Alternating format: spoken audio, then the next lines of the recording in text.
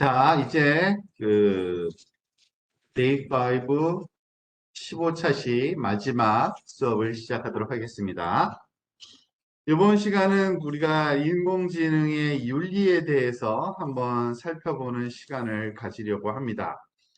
지금까지 인공지능 기술에 대해서 살펴봤는데요. 모든 기술이 갖고 있는 그러한 문제점이 어떤 게 과연 있을 수 있을까? 우리가 좀 고민을 좀 해볼 필요가 있습니다.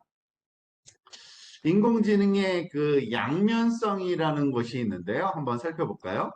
일단 감정 인식 또는 감정 분석 기술이라는 게 있습니다. 그리고 이거는 진짜 잘 동작을 해요.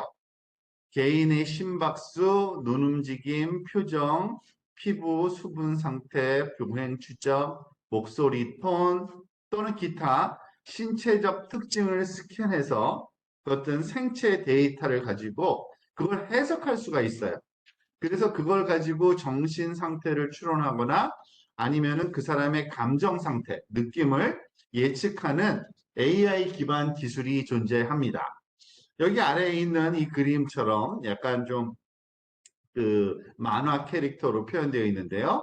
이 얼굴 표정을 보고서 이 사람이 행복한지, 슬픈지, 화났는지, 놀랐는지, 두려워하는지, 약간 조금 그 역겨워하는지, 그냥 아무 생각 없는지, 뭐 등등등 이런 거를 여기 지금 숫자로 이렇게 100%, 몇 퍼센트 있잖아요. 이런 예측이 가능합니다. 진짜 이거는 그 가능한 기술이고요. 그게 동작을 합니다. 자, 그런데 그것을 갖고서 할 수 있는 일들을 뭐 재밌겠다 정도가 아니라 이걸 가지고 뭘 할 수 있을까? 여러 가지 생각을 할 수 있을 텐데 물론 긍정적인 측면과 부정적인 두 가지 측면이 있다는 거죠. 일단 긍정적인 면으로 한번 생각해 보면요. 심리적인 어려움을 겪는 사람을 찾아내서 도움을 줄 수 있고요. 말은 안 하지만 카메라에 벌써 아유 저 친구가 저 사람이 조금 힘들어하는구나 도와줘야지 뭐 이런 게 있고요. 소비자의 니즈를 더 파악하여 기업들이 더 낮은 가격에 좋은 성능의 서비스나 제품을 제공하도록. 즉, 뭐, 회사 입장에서는, 그 상품을 파는 회사 입장에서는 그 고객의 말하자면 심리 상태가 굉장히 중요하잖아요. 만족감이 높은 그러한 상품을 더 제공하고 만족하지 못하는 거는 무슨 문제가 있어 고쳐야겠죠.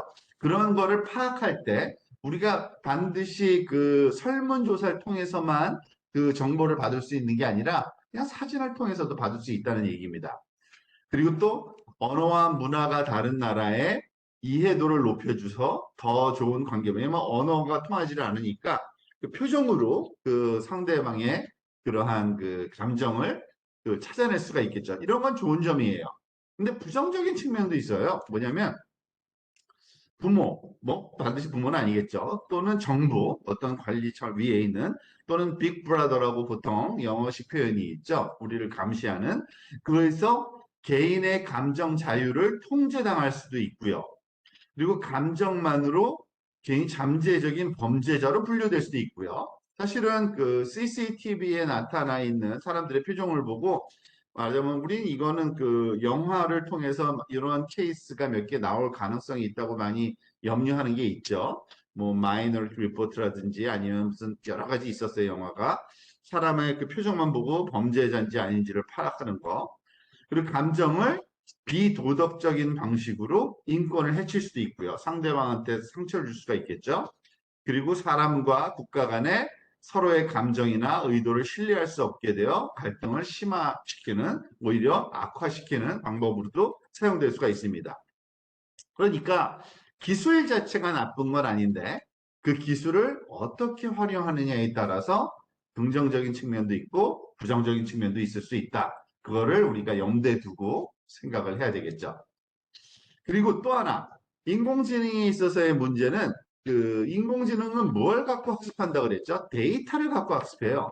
그래서 그 데이터에 있는 정보만 학습을 해요.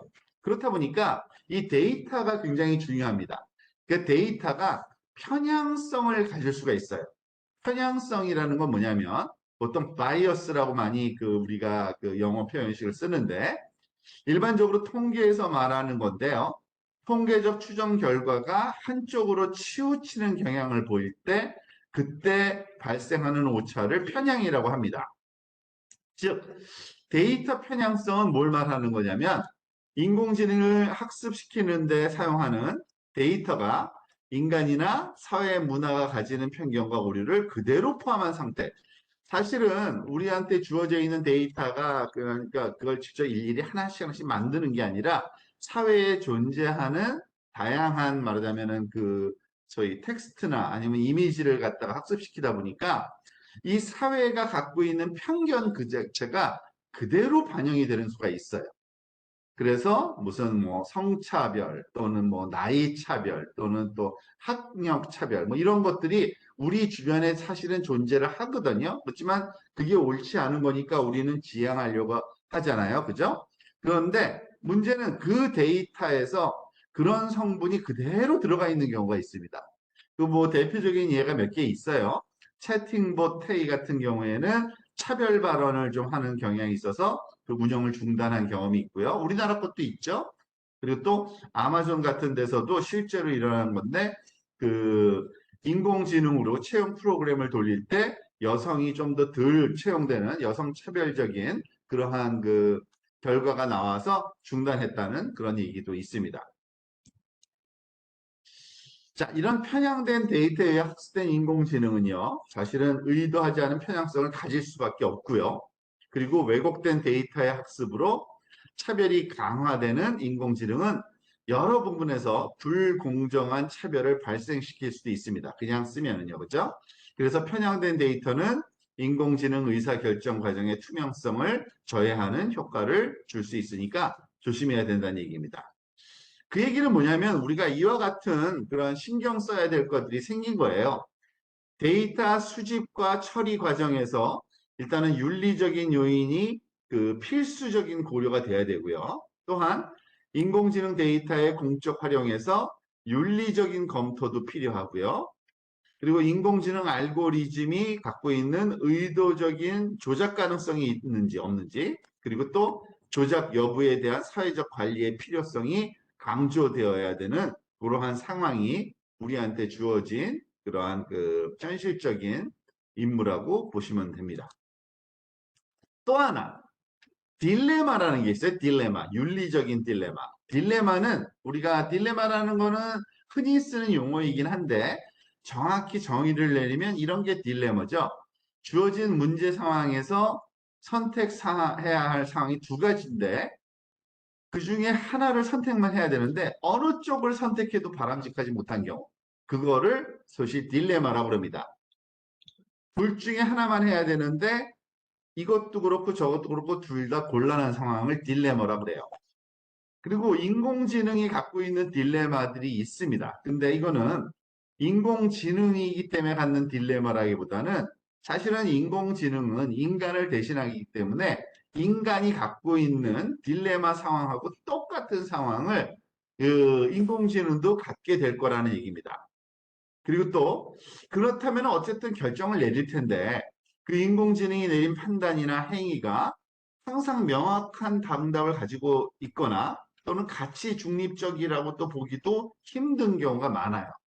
특히 염려되는 것이 자율주행 자동차. 그래서 논란이 많이 되고 있죠. 뭐냐면 그냥 자율주행 자동차는 운전을 잘했다, 뭐 스무드하다, 못하다 아니라 잘못했을 경우에는 인명을 해치는 그러한 상황까지도 갈 수 있기 때문에 이 딜레마가 굉장히 중요한 이슈로 떠오르고 있습니다. 그 유명한 그 트롤리 딜레마라는 그 상황이 있어요. 이거는 뭐 인공지능 얘기가 아니라 일반적으로 우리가 흔히 말하자면 그 도덕과 관련된 윤리적인 문제를 다룰 때 많이 그 등장하는 상황입니다. 자, 1번 상황과 2번 상황이 있는데 1번 상황을 한번 보세요. 지금 이 사람이 딜레마에 빠진 사람입니다. 이 선로가 두 개가 있는데 전차가 지나가고 있죠. 이 사람은 전차의 방향을 바꿀 수 있는 그 핸들을 조작하는 사람이에요. 근데 이 사람이 갖고 있는 딜레마는 뭐냐면 전차가 그냥 지나면 5명이 사망을 하고 전차를 만약에 방향을 바꾸면 한 사람이 사망을 합니다.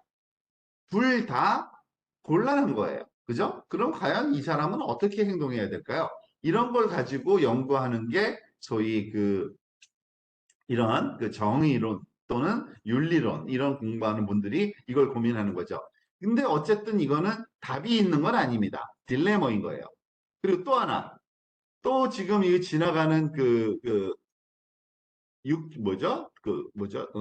선로 위에 중간에 이런 육교가 있고요. 육교 위에 있는데 이 사람이 또 딜레마죠. 만약에 가만히 있으면은 이 차가 5명을 죽이는데 사망시키는데 만약에 한 사람을 떨어뜨려서 얘를 중지시키면 5명을 살릴 수 있다. 뭐 이런 거죠. 똑같은 겁니다. 이래도 안 좋은 결과, 저래도 안 좋은 결과. 그런데 시츄에이션이 조금 다르긴 다르죠. 그죠? 한 명을 죽일래? 아니면은 5명을 죽는. 이거는 굉장히 애매한 그런 상황인 겁니다. 그러면 자율주행 자동차는 어떠한 딜레마에 빠질 수 있느냐? 지금 말한 것과 비슷한 딜레마가 많이 존재할 거란 얘기입니다.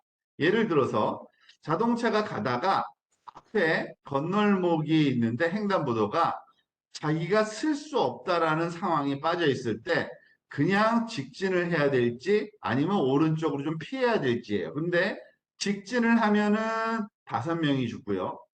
조금 피하면 3명이 죽습니다. 그러면은 어느 게 잘한 건지 또는 어떻게 판단해야 될지 애매하죠. 이게 자율주행 자동차가 갖고 있는 딜레마예요.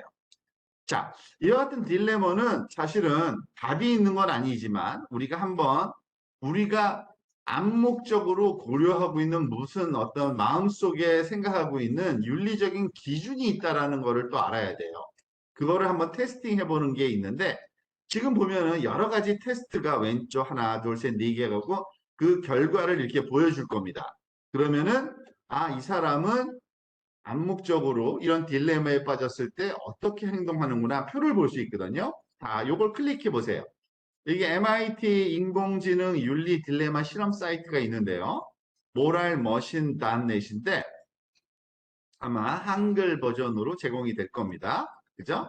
그래서 이거는 어떤 식의 실험을 하는 거냐면요. 일단은 여기 시작하기를 눌러볼까요? 시작하기를. 그러면은 여기서 질문을 해요. 왼쪽과 오른쪽, 당신은 어떤 선택을 하겠느냐 하는 겁니다. 이거는 반드시 선택을 해야 되는 겁니다. 안 할래가 아니에요. 물론 여기 요약을 보면은 설명이 좀 있을 건데요. 뭐 대충 직관적으로 알 수 있을 거예요. 설명을 보세요. 지금 보면은 갑자기 브레이크 고장이 발생해서 무인 자동차 직진하고 앞선 차로 충돌합니다. 결과는 사망. 근데 5명의 여기 왼쪽에 노인이 있어요. 노인이 5명. 그리고 오른쪽 걸 볼까요? 오른쪽은 5명은 5명인데 방향을 틀면 여자 4명, 여자의 1명이에요. 자, 둘 중에 하나를 여러분 그냥 가만히 있지 말고 그냥 선택하세요. 저도 할 겁니다. 자, 두 번째 문제. 이게 문제가 많아요. 13문제나 있어요. 한번 해봅시다. 이거는 또 설명을 볼까요? 지금 브레이크 고장 났어요. 또. 근데 여기 앞에 보니까 브레이크 고장인데 이거 뭐죠? 브레이크를 고장했는데 앞에 여기 블럭이 있죠. 이쪽으로 가면은 자동차 안에 타고 있는 3명이 죽어요. 남성 경영자, 여성 2명. 그리고 만약에 그냥 직진을 하면 여성 1명과 노숙자 2명이 죽어요. 그러면은 당신은 어느 걸 택할까요? 그냥 여러분 그냥 자기가 어떤 기준을 갖고 있는지 윤리적인 기준이 어떤지 검사해 보는 거니까 이건 뭐 답이 있는 거 아니에요. 어느 것도 답이 아니니까 한번 해보세요. 뭐 일일이 제가 다 읽어보진 않겠습니다. 그러니까 시간 관계상 한번 차근차근 진행해 보시기 바랍니다. 뭐 그림으로도 직관적으로 알 수 있는데 잘 모르겠으면 이거 설명을 보면 돼요. 그러니까 노인 여성과 아기 1명 그리고 여기서는 노인 여성, 아기, 여성 경영자 많은 사람과 적은 사람 차이네요. 자, 이번에는 고양이도 등장하네, 동물. 고양이, 노인, 여자아이, 비만 여성. 그러니까 비만 여성을 집어넣어서 약간의 그런 또 다른 편견이 어디에 있는지를 한번 지금 보고 있네요.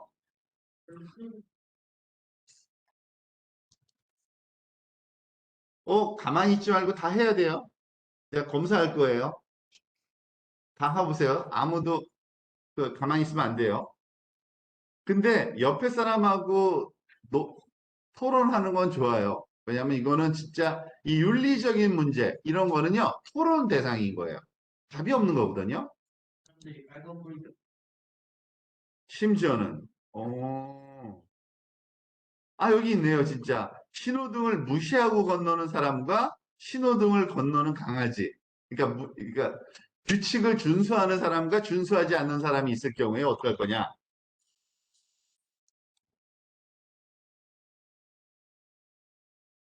하여간 희한한 딜레마 상황 많이 모아놨죠? 그죠?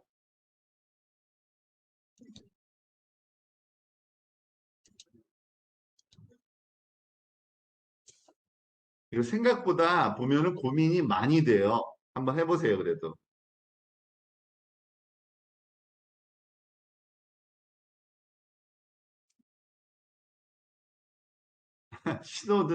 신호를 지키는 강아지와 신호를 안 지키는 강아지.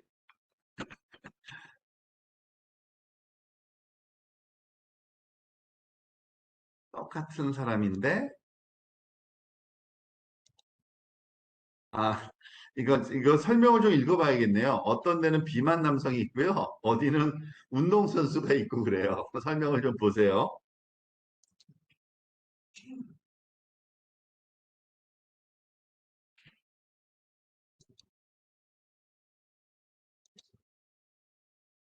여자아이냐, 남자아이냐. 이거 정말 참 갈등 쌓이네. 어, 마지막엔 그냥 일부러 저 랜덤하게 할래요. 자, 이제 다 끝났습니다. 자, 그러면은 여기 결정을 더 깊이 이해할수록 도와주시겠어요? 아니, 귀찮으니까 아니요라고 할게요. 자, 결과를 보세요. 그러니까 제 거랑 여러분 거 다를 겁니다. 제가 가장 많이 살려준 사람은, 일하는 사람이고, 가장 많이 희생된 캐릭터는, 좀 불쌍하네. 말하기 싫어요. 노숙자 같아요. 그리고, 지금 보세요. 전 사실 이렇게 자세하게 안 살펴봤는데, 저의 윤리적인 그 특징이 다른 사람들하고 좀 다르네요.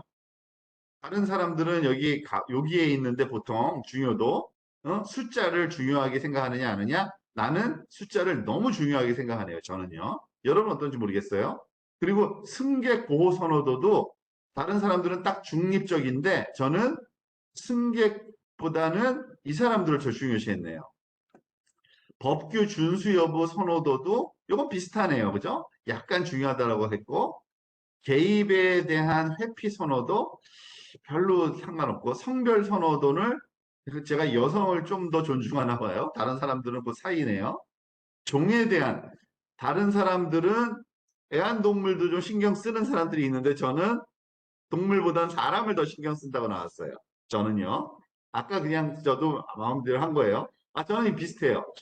아이나 노인이나 요 정도네요. 다른 사람들하고 비슷해요. 체력 선호도. 저는 건강한 사람을 더 존중을 하나 봐요. 중간인데. 그리고 사회적 가치관 선호도. 그러니까 어떤 일을 하느냐에 따라 다른 거죠. 이게 높게 나왔네요. 어쨌든 이 연구가 가지는 의미가 사실은 답이 있는 게 아닙니다. 그죠? 근데 보편적으로 사람들이 어떻게 생각하는지와 그리고 내가 어떻게 생각하는지. 근데 이거는요, 사실 알고 보면 그럼 어떻게 해야 될까요? 기계한테. 결국엔 답은 없어요. 그렇지만은 사람들이 가장 많이 선택하는 그런 정도 윤리, 그 정도가 나중에 논란에 말하자면은 그 상황을 좀 피하기 아무래도 좋겠죠? 그죠?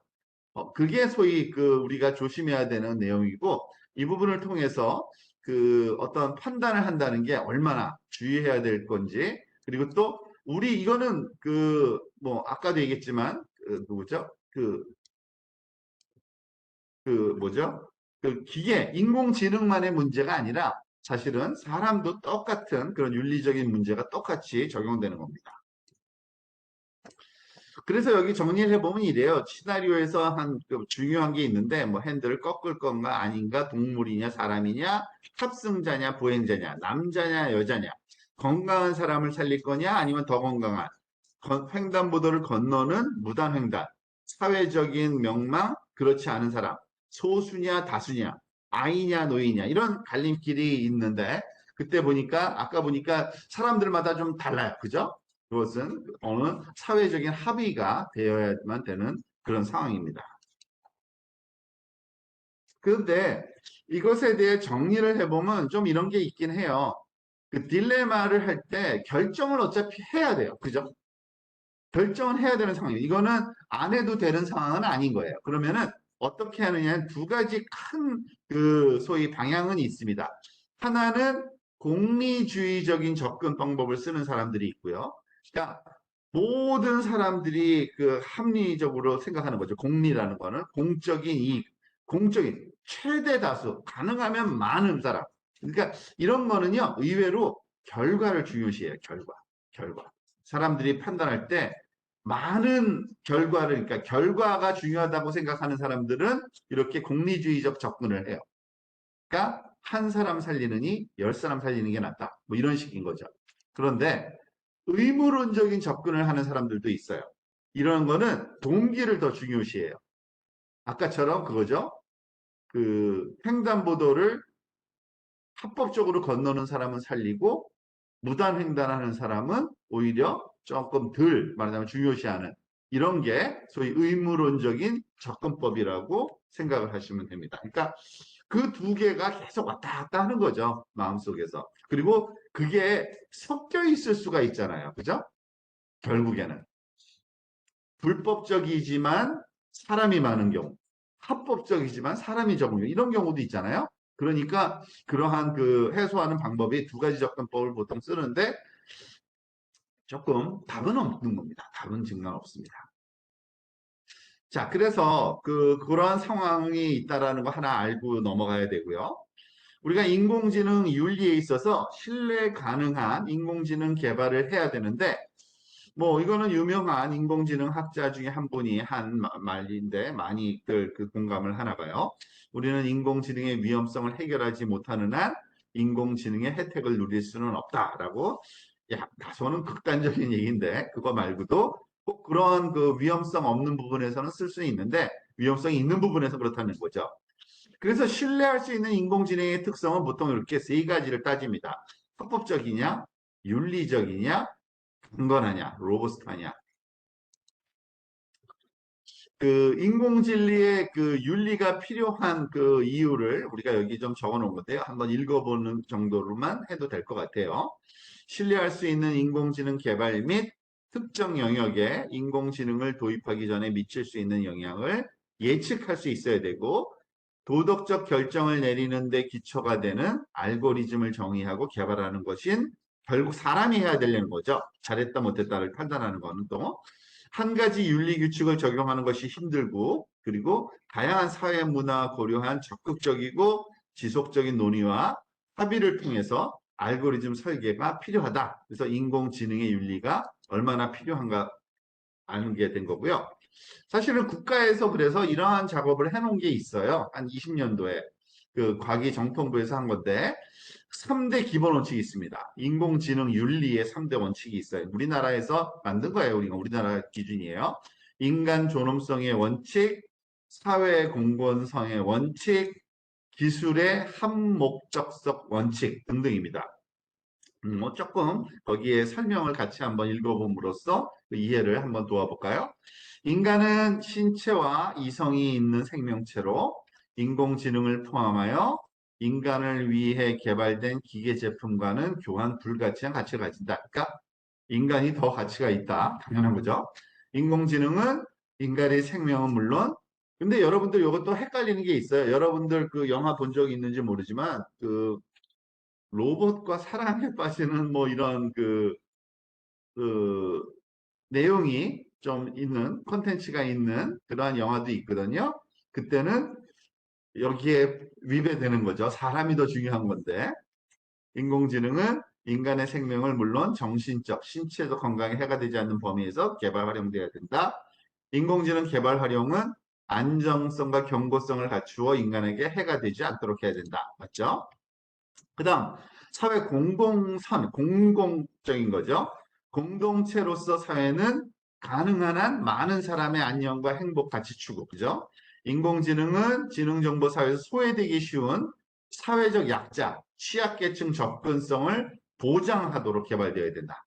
그리고 공익 증진을 위한 인공지능 개발 및 활용은 사회적, 국가적, 그리고 글로벌 관점에서 인류 보편적 복지를 향상시킬 수 있어야 된다. 그러니까 사회 전반적으로 다 공공적으로 선을 이루는 방법으로 개발되어야 된다는 얘기고요.